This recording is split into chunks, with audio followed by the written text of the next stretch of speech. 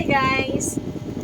Samahan niyo akong mag-unbox nitong another budol na naman sa ating Shopee.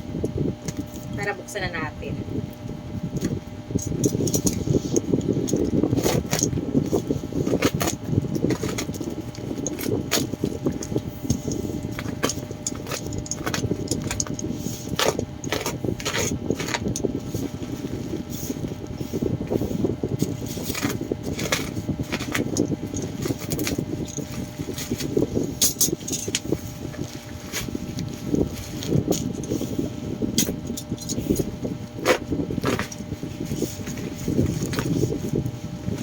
Bali, nabili ko nga lang pala ito sa Shopee ng 96 pesos.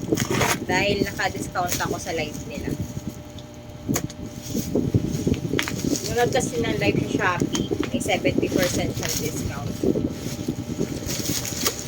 Aking tipid na rin mga mami. Ito nga pala ilagay ng condiments. Ito siya. Grabe, sobrang secured ng pagkakabalot niya. Naka-bubble wrap pa siya. Ito po siya. Yan. Open natin.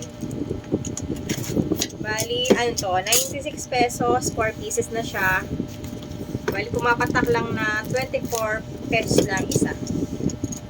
Papalitan ko na ilagayan ko ng condiments dun kasi medyo sumisingaw eh. Ito kasi hindi siya sumisingaw. Dahil nakita ko na may reviews dito sa shop nila. Okay naman. Kaya i-try ko itong maganda talaga. Mag-open tayo ng isa.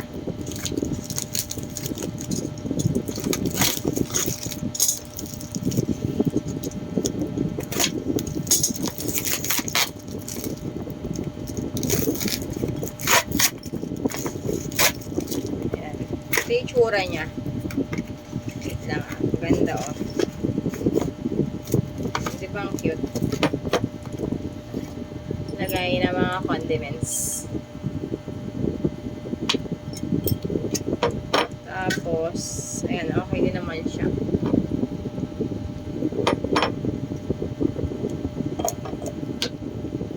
Tapos, dito siya ilalagay.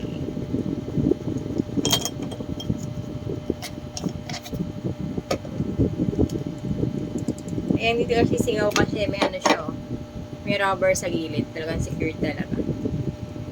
Cute niya for 24 pesos only.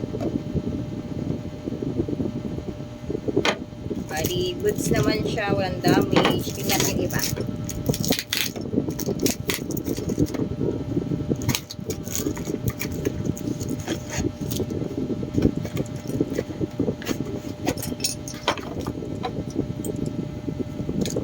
Ayan. Ganda din.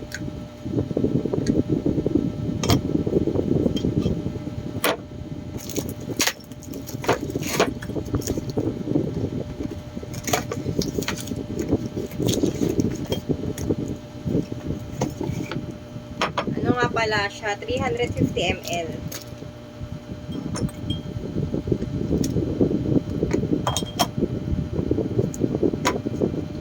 Ayan. Lakas makasyala ng kusina. Pag ilagay mo ng mga condiments.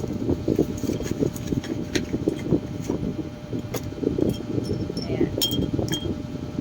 Goods naman siya, lahat walang damage. Sobrang secure talaga ng pagkakapackaging niya.